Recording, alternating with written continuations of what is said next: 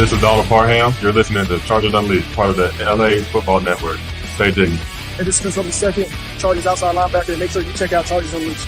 Guys, the Chargers Unleashed. Sebastian Joseph, they know the vibes. We outside. You checking in with Mike Williams from the LA Chargers, and you're tuning into Chargers Unleashed.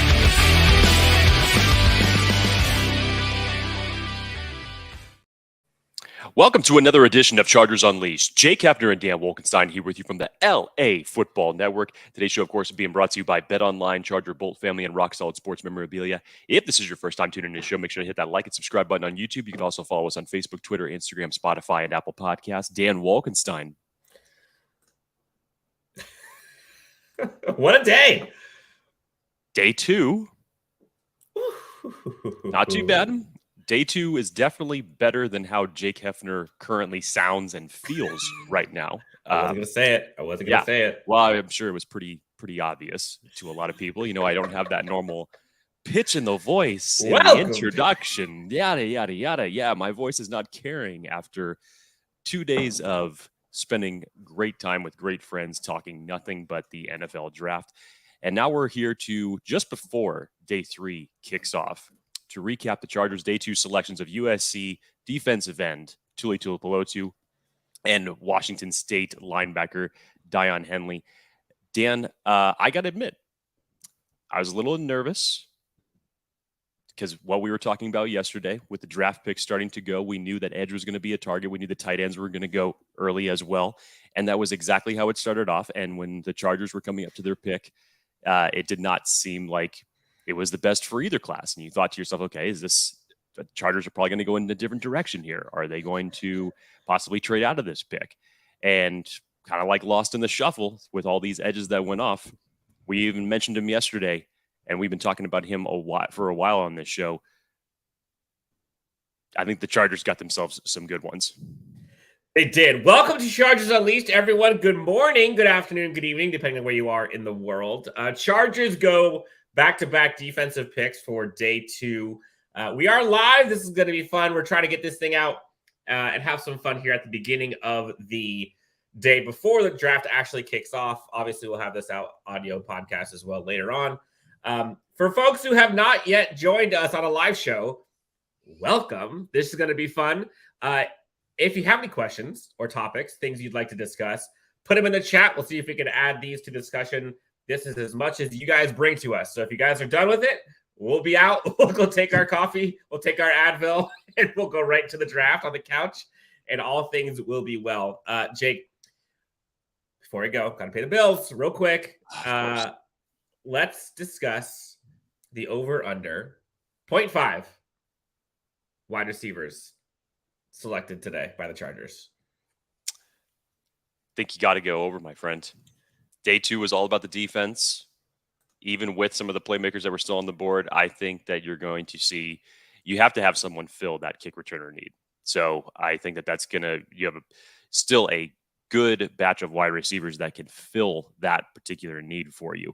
Even some that could possibly be in the running back aspect for that department. But in terms of what we're talking about, wide receivers here, 0.5.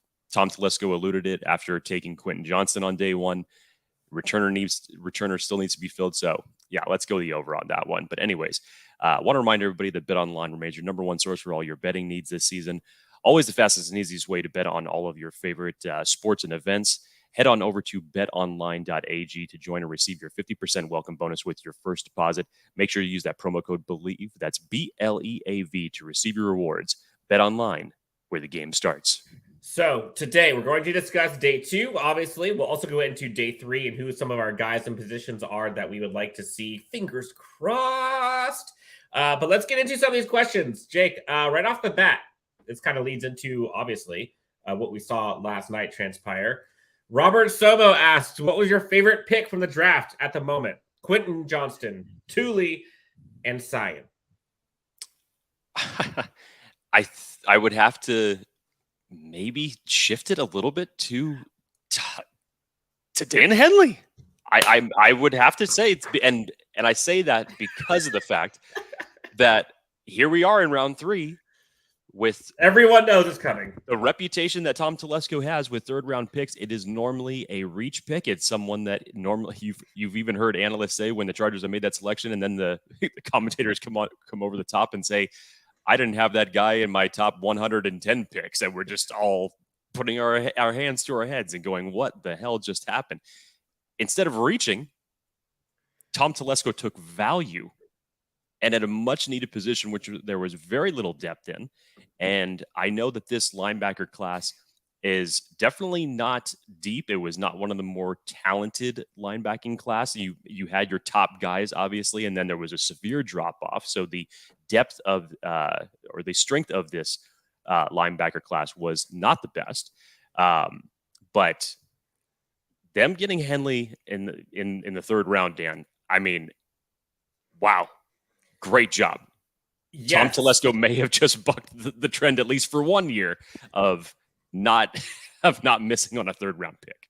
For those who were questioning Daiyan Henley and maybe not have looked at Daiyan Henley prior to seeing his name scroll across the bottom of the screen yesterday, this kid's a stud. This kid is a stud and is a well-liked player by many in the media. Chris Sims has him as the linebacker 1 in this entire draft class. So just to kind of give people a little quick preview of who this guy is, 88th percentile in the 40-yard dash as well as the broad jump. One of the best special teams players in the entire draft, according to Brandon Staley. Former wide receiver, turns safety, turns into linebacker. Who have we seen do that before that the Chargers let go, that Chargers are hoping to get in this guy? Butt Kiss finalist, super explosive, twitched up linebacker. This guy's really good, man. First team Pac-12 as linebacker, second team as special teams guy. He had 5 sacks this last year. He kind of does a little bit of everything. Great sideline to sideline speed, rushes the passer really well, has a bunch of interceptions, sacks, tackles for loss. He's kind of who you see a Staley type deployment where he does it all. He's fast, athletic. And the way I see this, Jake, is he's like the prototypical modern day linebacker.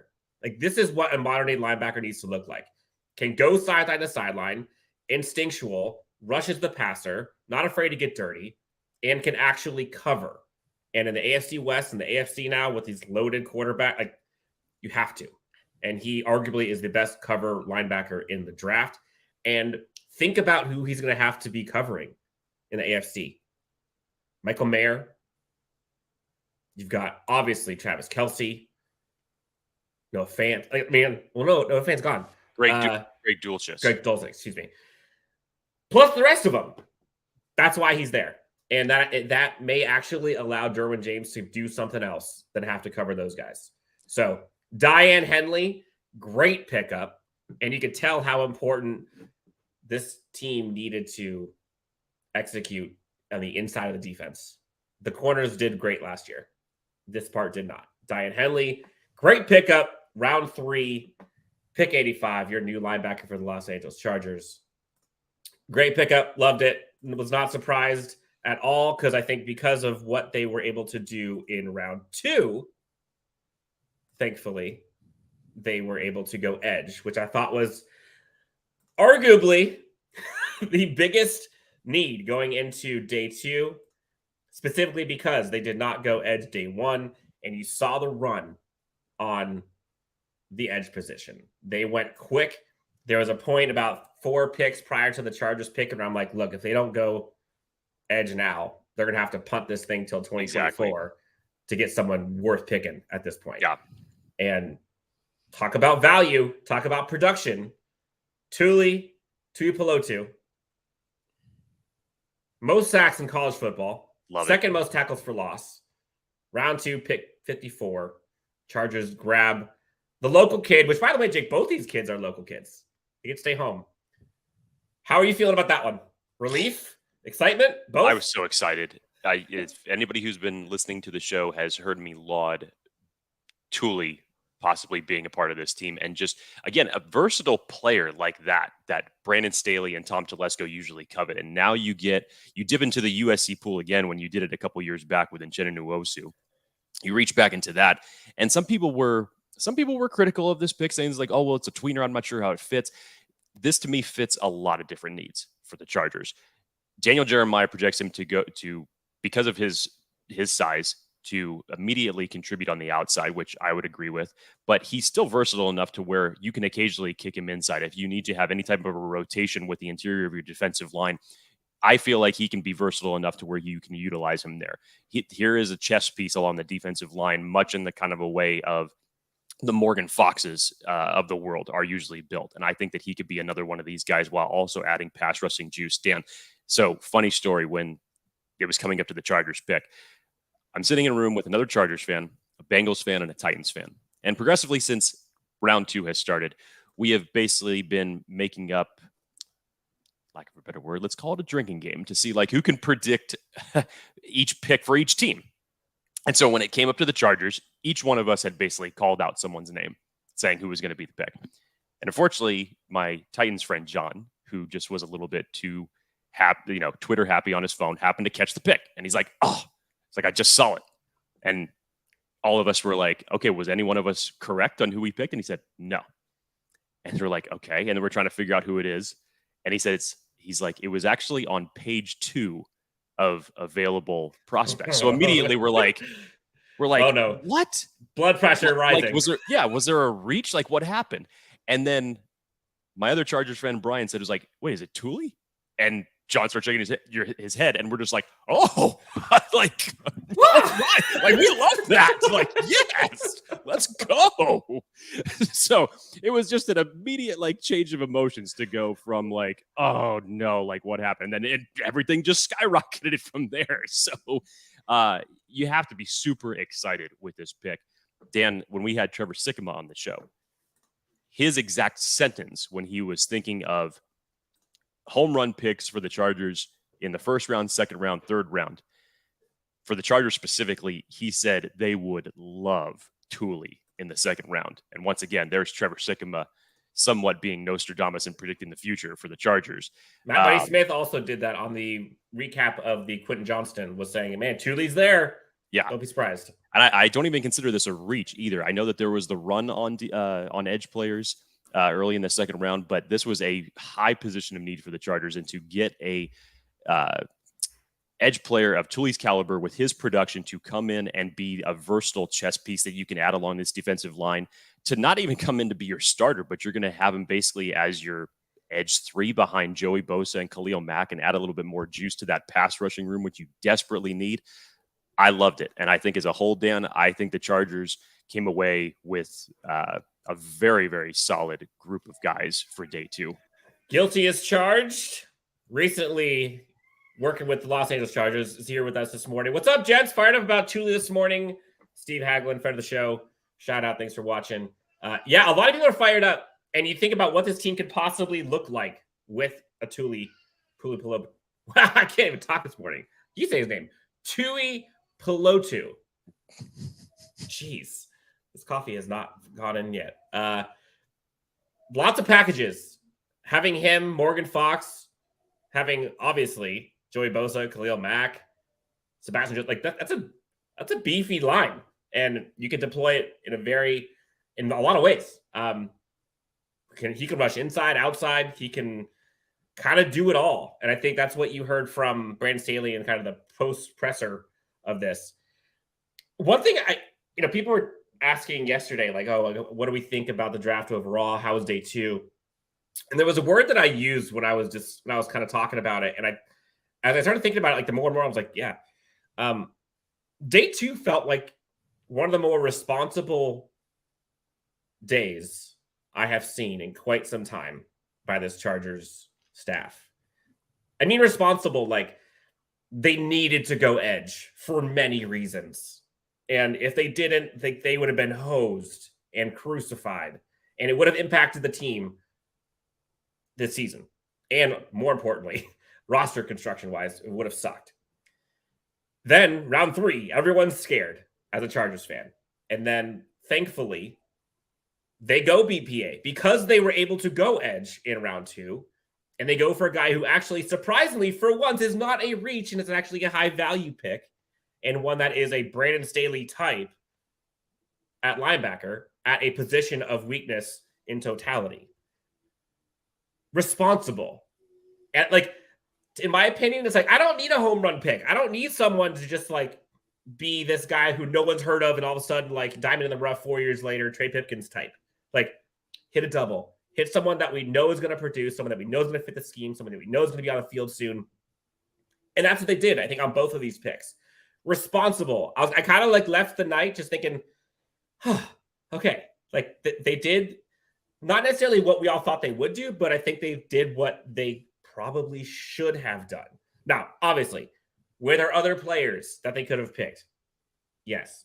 And there were some that went away to some division rivals that were painful to watch, some that went to the Texans, who had a great draft so far.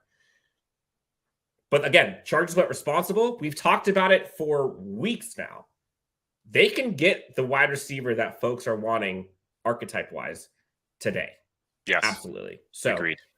Responsible. That's how I felt. Jake, let's get to some of these comments real fast before we completely blow through it. We can't get to anybody. Roschon Johnson in the fourth. Let's kind of go rapid fire here to get some of these questions. Roschon Johnson in the fourth. Yes or no? We'll couple this obviously with, because I wanted to touch on this before we left, Dan, just as far as like, day 3 targets. Roschon Johnson could be one of those. As far as it's funny because you think about the wide receiver aspect. I could totally see Tom Telesco double dipping here, getting that kick returner that he wants. Roschon Johnson in the fourth. I mean, look at it this way. Isaiah Spiller was a 4th round pick. Joshua Kelly was also a day 3 selection. So this would be the round that Tom Telesco would do it if he's being that model of consistency. All right. Jorge Rodriguez. I'm guessing they're probably not going tight end anymore based on what's left. Disagree. I mean, you do have to think about that outside of the top crop of tight ends, which obviously made sense for the Chargers coming into this. They are still bringing back their entire tight end room that they had last year. Not to say that they don't need to improve it, because they do. But in terms of when you look at what they pursued in those other 3 positions, the depth was much more sorely needed there than the tight end room was. So I still think they target a tight end today, and you can still find one that can come and contribute. A couple names. Will Mallory out of Miami. I talked about him a few weeks ago as a day 3 selection. Would love to see him as another deployment for the Chargers. Go check it out on Twitter. I put it up there. Zach Kuntz is another fan favorite. Would love to see him here. Josh Wiley, big dude. 3 tight ends that I would like to see. Solomon, 2 is only 20, which is such a bonus. 20. That's like, compared to, just not that they're at all the same, but looking at like a Dalton Kincaid. Literally, that's like a rookie contract younger than Dalton Kincaid. So sky's the limit for Thule. Gonna be fun. Kevin Kernick gives us a bunch of lightning bolts. Julio talks about NASCAR packages, which we just kind of talked about with Thule. Good question. Obi-Wan Kavobi, B+ A- grade in my opinion so far. Jake, what's your grade? I actually give it a solid B. Again, I don't, as I mentioned yesterday, I didn't hate the Quentin Johnston pick. I think more of it was just based off of value and the way that the draft fell to the Chargers in round 1. I felt like they could have gone a different direction, i.e. the Nolan Smith route, but the pick made sense. And overall, I think it actually kind of bumps it up a little bit. Hell, I'll make it a B+ considering what you ended up getting on day 2. So yeah, I'll go that route. Obi-Wan Kavobi also asked, why is Adetomi Adebawari still available? I have him at 31 on my list, top 25. You got me. I wish I knew. We've heard a few rumblings of some guys that will fall because of things that you haven't heard of before. You saw it with Darnell Washington. Maybe that's going on with Adetomi. I don't know. He was one of my guys. So if they somehow were able to get him round 4, like, okay, cool. Sounds good. Ken Mary from the one and only Charger Bolt family. Wish you would have taken advantage of the large tight end opportunities there were. I sort of agree.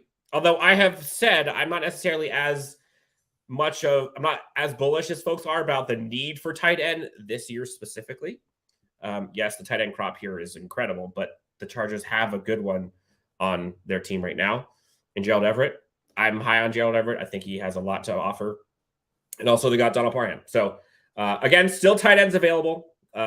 Jake, let's go real quick on kind of some guys that we like to see moving forward. So We saw them go edge. We saw them go wide receiver. We saw them go linebacker. What are the positions you see them targeting? And who are some guys? We'll go into them. Who are some guys that we like at each?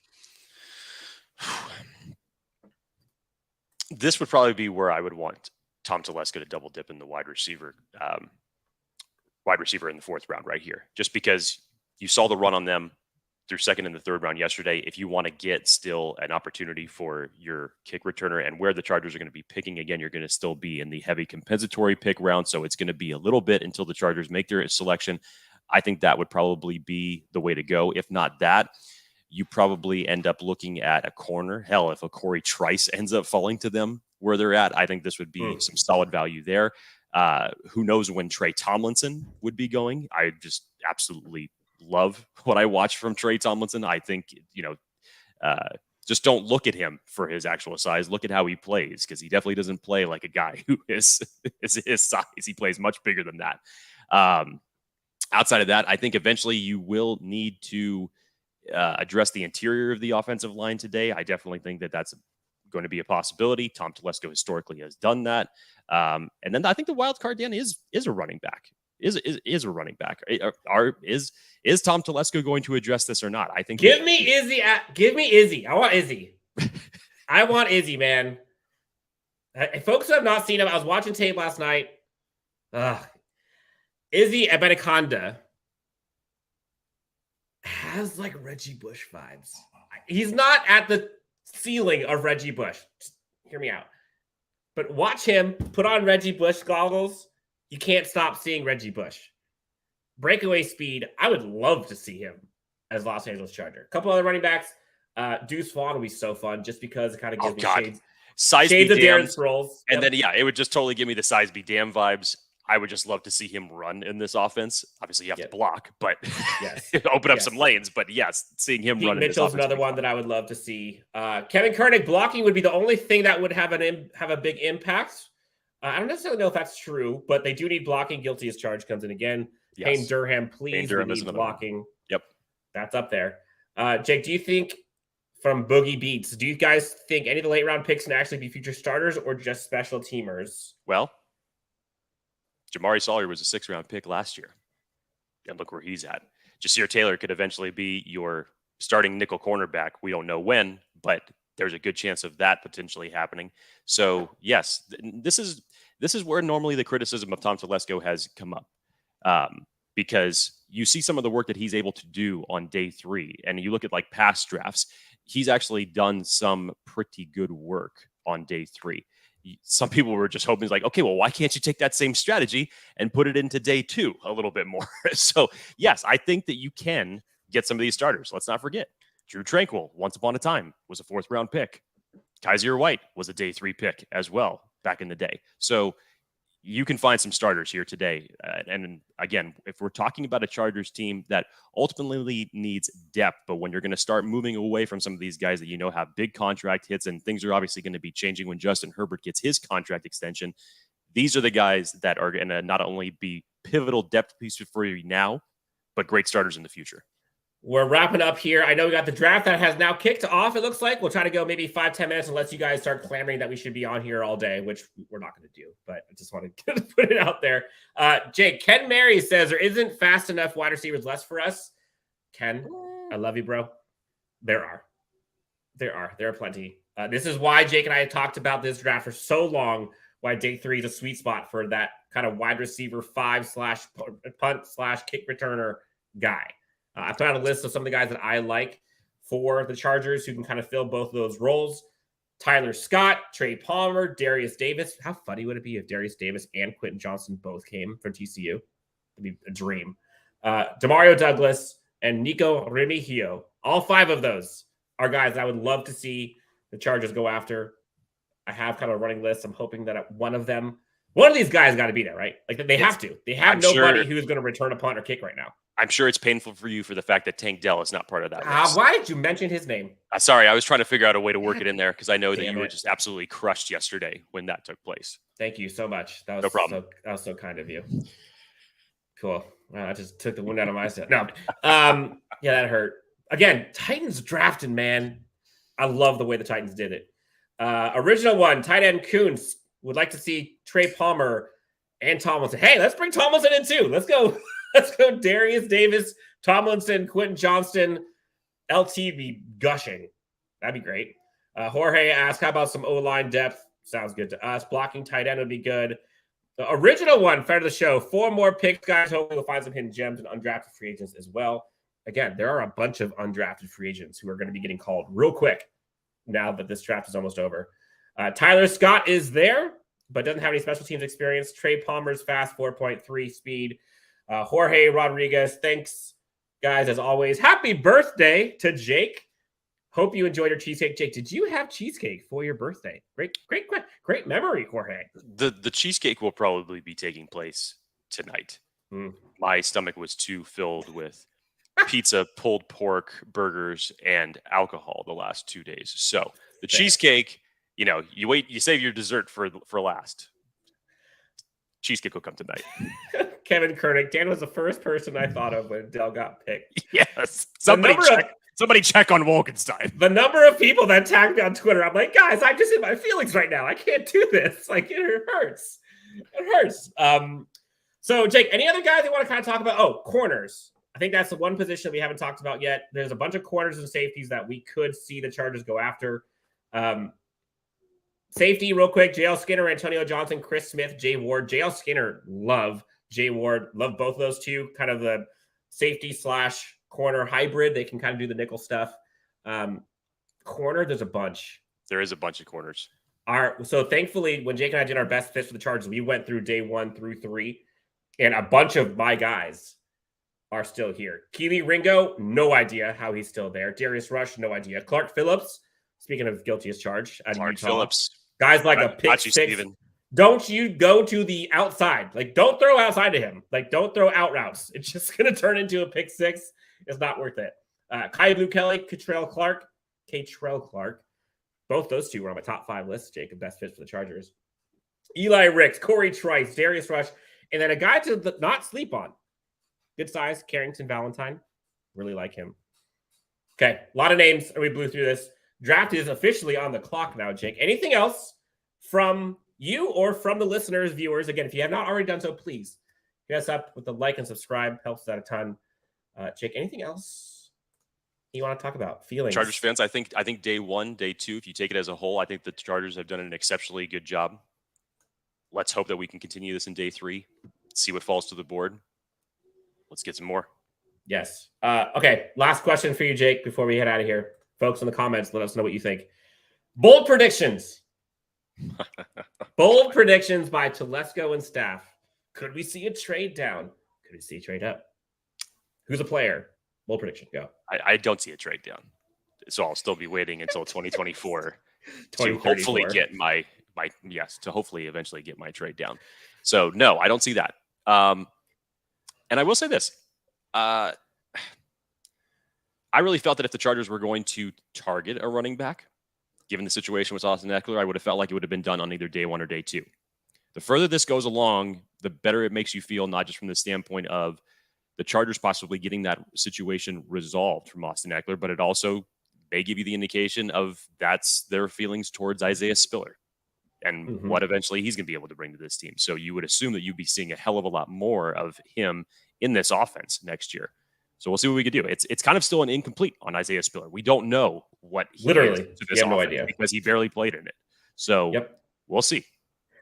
Jay Richer 84 asked the question. Longtime listener, watcher of the podcast. Shout out, Jay Richer. Thanks so much for tuning in. And again, being a supporter. Take the Chargers pass on safety purposefully and instead pursue John Johnson. I don't necessarily know if it's instead, but they're absolutely going to be. That could totally be it under the table, that there could be something lined up after the draft. Yes. Jake, best of luck to you and your voice. Do you have any Pedialyte with you? I got something. Attaboy. Okay. Guys, gals, this has been fun. Be patient. We talked about it. It's a long draft. This is where we can see kind of the depth, the underbelly of this team kind of get shaped out. Thank you so much for tuning in to Chargers Unleashed. We will have our day 3 recap. Edition. Nice. Oh, no. This is fantastic. We're off on a bad note. We'll have our recap for how the Chargers did overall coming up on the next episode. For Jake Hefner, you can find him in his raspy voice at Jake T. Hefner with Pedialyte, myself at Dan W. Sports. Guys, gals, thank you so much for tuning in. And we will talk to you next time on Chargers Unleashed. All love. We'll talk to you soon.